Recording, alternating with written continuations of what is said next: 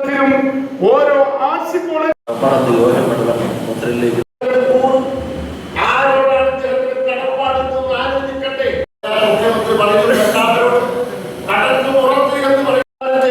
തിരിഞ്ഞു നോക്കാൻ തയ്യാറാകാത്ത പിണറായി വിജയൻ, ആ പിണറായി വിജയനും ആളുകളും വീണ്ടും അധികാരത്തിലേക്ക് കടന്നു വന്നാലും കേരളത്തിന്റെ തകർച്ചയായിരിക്കും, സമ്പൂർണമായ തകർച്ച.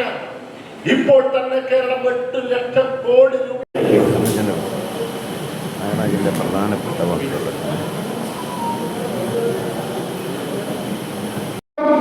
ബുദ്ധി വേണം, അതിന് കഴിവുള്ള മന്ത്രിമാർ ഭരിക്കണം.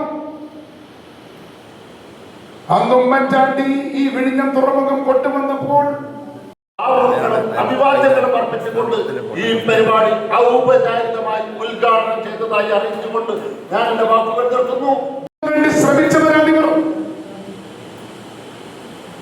അതിന്റെ 90% പണിയും പൂർത്തിയാക്കി. ഏ